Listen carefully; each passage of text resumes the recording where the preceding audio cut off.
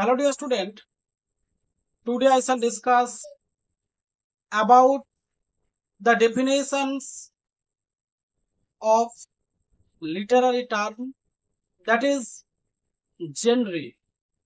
Genre is the most important literary term.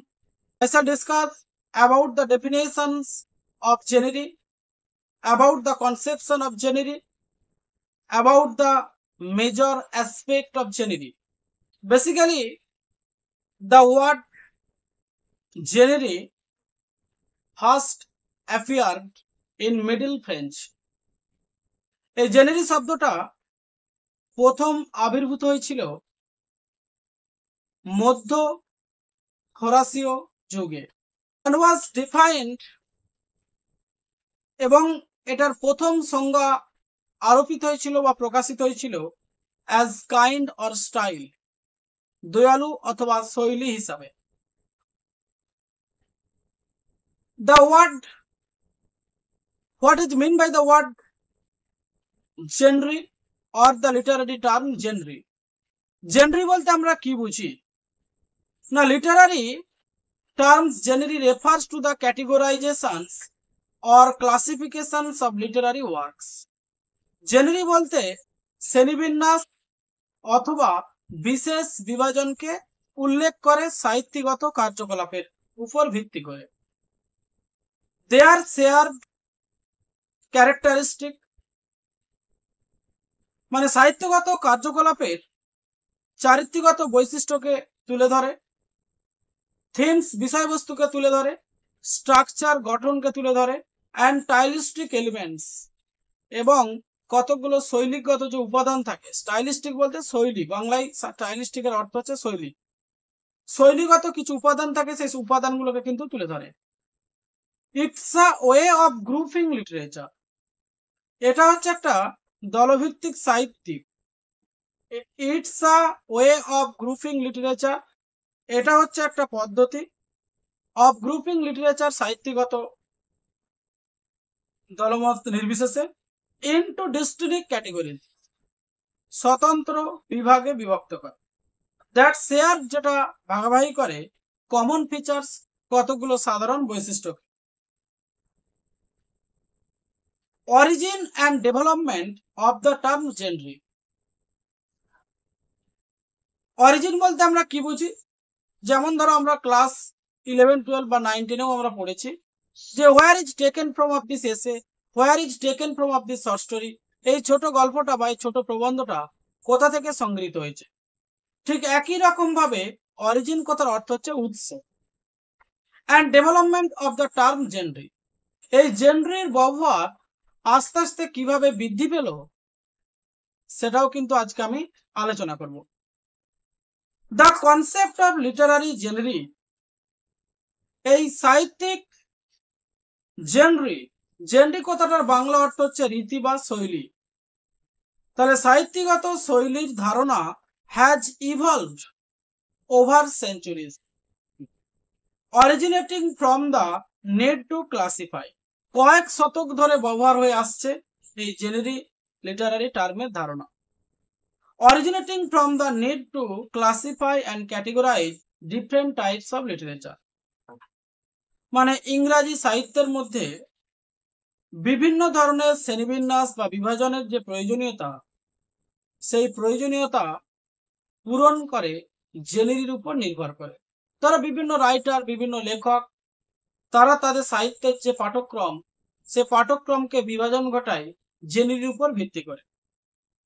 The origin of Literary জেনারি, এই সাহিত্যিক রীতি বা শৈলীর উৎসটাকে ক্যান বি ট্রেস, চিহ্নিত করা যেতে পারে ব্যাক, পুনরায়, to ancient Greece and Rome, প্রাচীনকালের গ্রিস এবং রোমে পুনরায় চিহ্নিত করা যেতে পারে এই লিটারারি টার্ম জেনারিটাকে। ইন অ্যানসিয়েন্ট গ্রিস, প্রাচীনকালের গ্রিস ফিলোজফার বা গ্রিক ফিলোজফারও আমরা বলি, Aristotle classified plays into 3 genres. Aristotle শ্রেণীবিভাজন ঘটিয়েছে নাটকগুলোকে ইনটু 3 জেনারিজ, তিনটে জেনারিতে বিভক্ত করেছে কে? Aristotle.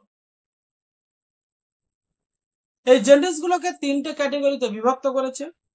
The name of the one character is tragedy, একটা হচ্ছে বিয়োগান্ত রীতি বা শৈলী, আর একটা হচ্ছে কমেডি জেনরি, হাস্য কৌতুক বিষয় কেন্দ্রিক যে রীতি বা শৈলী, আর একটা হচ্ছে স্যাটায়ার। স্যাটায়ার কথার অর্থ হচ্ছে, আর একটা হচ্ছে স্যাটায়ার। তাহলে the third category of genre is satire. Satire means mockery, বিদ্রুপাত্মক বা ব্যঙ্গাত্মক রীতি বা শৈলীকে বোঝানো হয়েছে। এবারে আমরা যে প্রশ্নটি করব, তিনটে পার্ট, একটা বললাম ট্র্যাজেডি তোমাদেরকে, আরেকটা পার্ট বললাম কমেডি, আরেকটা হচ্ছে স্যাটায়ার। তাহলে তিনটে খণ্ডাংশে কিন্তু জেনারিকে বিভক্ত করা হয়েছে। What is called tragedy genre? বিয়োগান্ত জেনারি কাকে বলে? না, tragedy dealt with serious theme. এই ট্র্যাজেডি জেনারি চালিত হয়েছিল মারাত্মক কিছু বিষয়বস্তুকে কেন্দ্র করে।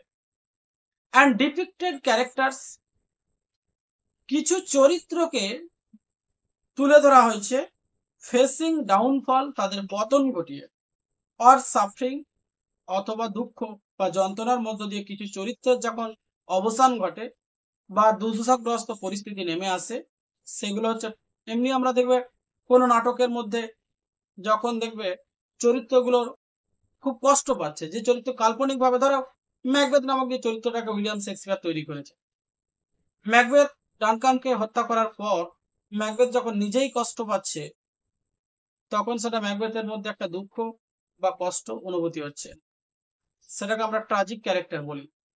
এই ধরনের চরিত্রের যখন, কাল্পনিক চরিত্রের যখন অবসান ঘটে বা পতন ঘটে, সেটাকে আমরা ট্র্যাজেডি জেনারি বলে থাকি। Comedy focused on humorous situation. Comedy বলতে কি? Comedy, what is called comedy genre? Comedy genre বলতে আমরা কি বুঝি? না, কমেডি জেনারি ফোকাস, এই কমেডি জেনারি আলোকপাত ঘটায় হিউমারাস সিচুয়েশন, একটা হাস্যকৌতুক পরিস্থিতি। তবে কিছু কাল্পনিক চরিত্র থাকে, নাটকের মধ্যেও থাকে, নোভেলের মধ্যেও থাকে, সেই চরিত্রগুলো অত্যন্ত ব্যঙ্গাত্মক চরিত্র। আমরা দেখে বর্তমান যুগে কিছু কার্টুনও হাস্যকৌতুক চরিত্র কিন্তু আমরা লক্ষ্য করেছি। কিছু কার্টুনের মধ্যে, বাচ্চাদের যে কার্টুন হয়, সেখানেও কিছু কমেডিয়ান আমরা ক্যারেক্টার পাই। আবার কিছু শো হয়, যে শোগুলোকে আমরা হাস্যকৌতুক চরিত্র, অনেক চরিত্র দেখবে আমাদের স্টেজ পারফরমেন্স, শহর এলাকা, আরবান এরিয়া বা রুরাল এরিয়াতে আমরা লক্ষ্য করি, সেখানে কেউ হাঁসের ডাক, কুকুরের ডাক, বিড়ালের ডাক তৈরি করে আমাদেরকে মজা দেওয়ার জন্য, দর্শকদেরকে মজা দেওয়ার জন্য। এইগুলো হচ্ছে কমেডিয়ান ক্যারেক্টার। এই ধরনের আমরা নাটকের মধ্যেও পাই, উপন্যাসের মধ্যেও পাই, বিভিন্ন প্রেক্ষাপটে পাই। অ্যান্ড লাইটেড ন্যারেটিভস, এবং আমাদের হৃদয়কে অনেকটা আনন্দ দেয়, বা আমাদের হৃদয়ের মধ্যে যদি কঠিন ব্যথাও থাকে, এই কমেডিক যে ক্যারেক্টারগুলো থাকে, যে কমেডিয়ানস গুলো থাকে, তারা কিন্তু আমাদের হৃদয় থেকে কিছুটা হলেও যন্ত্রণাকে কিছু সময়ের জন্য লাঘব করে বা মুক্ত করে। এরপর আমরা আলোচনা করবো, dear student, what is called satire genre? ব্যঙ্গাত্মক জেনারি বা ব্যঙ্গাত্মক রীতি কাকে বলে? না, satire was a form of burlesque. Satire হচ্ছে একটা হাস্যকর রূপ, দ্যাট মক মিথোলজি, যেটা বিদ্রুপাত্মক পুরাণ কাহিনীকে। Satire was a form of বার্লেস্কুই।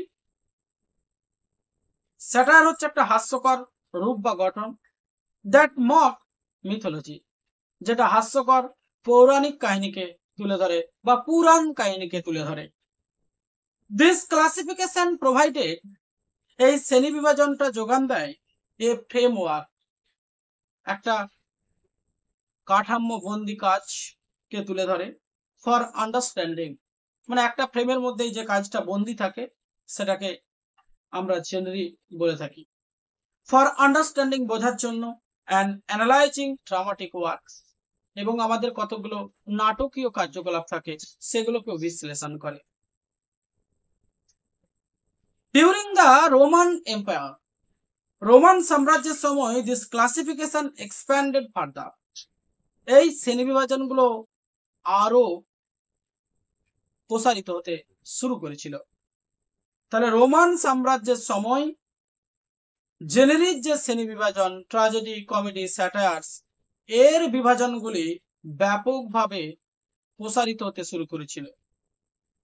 Horace একজন বিখ্যাত Greek writer, Horace introduced additional category. Horace আরো কিছু এই জেনারির বিভাজনকে যুক্ত করেছিল, সাচ অ্যাজ, যেমন প্যাস্টোরাল পোয়েট্রি। প্যাস্টোরাল পোয়েট্রি বলতে আমরা কি বুঝি? যখন কোনো কবিতার মধ্যে একটি গ্রাম্য জীবনকে তুলে ধরা হয় সেগুলোকে বলা হয় প্যাস্টোরাল পোয়েট্রি। এই প্যাস্টোরাল পোয়েট্রির মধ্যেও জেনারির বিভাজন লক্ষ্য করা যায়। এলিজির মধ্যেও আমরা পাই জেনারির ব্যবহার। Elegy is the part of genre. Elegy হচ্ছে জেনারির একটা বিভাজন। এলিজি বলতে আমরা কি বুঝি? এক্সপ্রেসিং ল্যামেন্টেশন, যে কবিতার মধ্যে আত্মবিলাপ থাকে বা অনুশোচনা থাকে, অনুতাপ থাকে, রিগ্রেটেশন বা রিপেন্টেশন, এইগুলো যখন আমরা কোনো কবিতার মধ্যে লক্ষ্য করি সেগুলোকে আমরা এলিজি অফ জেনারি বলে থাকি। আবার ডাইডাক্টিক পোয়েট্রির মধ্যেও আমরা এই জেনারির বিভাজন বা নিদর্শন লক্ষ্য করি। ডাইডাক্টিক পোয়েট্রি বলতে আমরা কি বুঝি? না, ইনস্ট্রাকটিভ ইন নেচার, প্রকৃতি সম্পর্কে যে নির্দেশনা উল্লেখিত থাকে সেগুলোকে আমরা ডাইডাক্টিক পোয়েট্রি বলে থাকি। এরপর ডিয়ার স্টুডেন্ট, আমি আরো একটা তোমাদেরকে এক্সাম্পল দেব। During the later renaissance period, মানে নবজাগরণ যুগের পরেও দ্য ফ্রেঞ্চ লিটারারি ক্রিটিক্স, একজন প্রখ্যাত বা বিখ্যাত ফরাসি সাহিত্যিক সমালোচক Madame de Scudery and Molière contributed to the development of genre. কতগুলো উন্নতি লক্ষ্য করা গেছে, like comedy, drama, tragedy and satire. এদের লেখার মধ্যে আমরা এগুলি লক্ষ্য করেছি। দে আউটলাইন্ড, দে বলতে ওই ম্যাডাম ডি স্কুডারি অ্যান্ড মলিয়ার, এরা কিন্তু কতগুলো নির্দিষ্ট প্রচলনকে তুলে ধরেছে তাদের লেখনীর মধ্যে, তাদের কবিতার মধ্যে। এই Madame de Scudery and Moliere outline specific convention, কতগুলো নির্দিষ্ট প্রচলন বা ধারাকে তারা অব্যাহত রেখেছে তাদের কবিতার মধ্যে। অ্যান্ড ক্যারেক্টারিস্টিক, কতগুলো বৈশিষ্ট্যকে উল্লেখ করেছে ফর ইচ জেনারি, প্রত্যেকটা রীতি বা জেনারির জন্য। টু গাইড, পথ প্রদর্শক হিসাবে কাজ করেছে প্লেরাইটস, নাট্যকারদের, অ্যান্ড রাইটার্স এবং লেখকদের। Next part, dear student, I shall discuss about the major aspect of genres. Point number 1. Literary genre refers to the categorizations of literature based on shared characteristic, themes, structure and stylistic elements. তাহলে প্রথম যে major aspect বলতে বৃহৎ যে প্রত্যাশা জেনারির, প্রথম পয়েন্টটা কিন্তু আমরা সংজ্ঞাতে আলোচনা করেছি। মানে আমরা জেনারি বলতে বুঝি সাহিত্যের শ্রেণীবিন্যাসের যে ভিত্তি, সে ভিত্তি যখন কোনো অভিজ্ঞতাকে শেয়ার করে, কোনো চরিত্রগত বৈশিষ্ট্যকে শেয়ার করে, থিমস বিষয়বস্তুকে উল্লেখ করে, স্ট্রাকচার গঠনকে উল্লেখ করে, অ্যান্ড স্টাইলিস্টিক এলিমেন্টস এবং শৈলীগত উপাদানগুলোকে যখন উল্লেখ করে। 2 নম্বর পয়েন্টে আছে জেনরিজ প্রোভাইড এ ফ্রেমওয়ার্ক। এই জেনরি যোগান দেয় একটা নির্দিষ্ট পরিকাঠামোগত কার্যকলাপকে, ফর ক্লাসিফাইং, শনাক্তকরণ করার জন্য, অ্যান্ড আন্ডারস্ট্যান্ডিং, বোঝানোর জন্য different types of literary work. সাহিত্যগত কার্যকলাপের যে বিভিন্ন ধরন সেগুলোকেও কিন্তু জেনরি তুলে ধরে।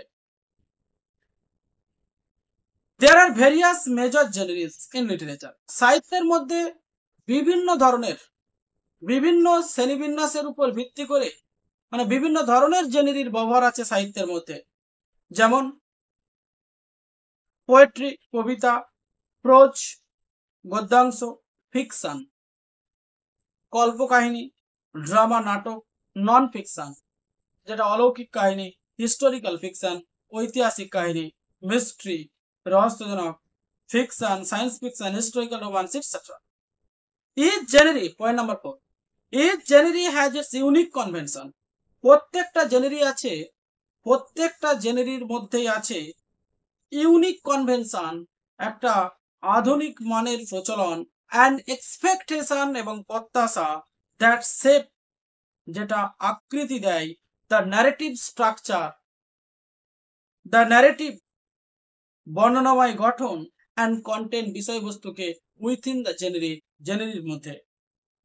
Point number 5, genre classification helps readers.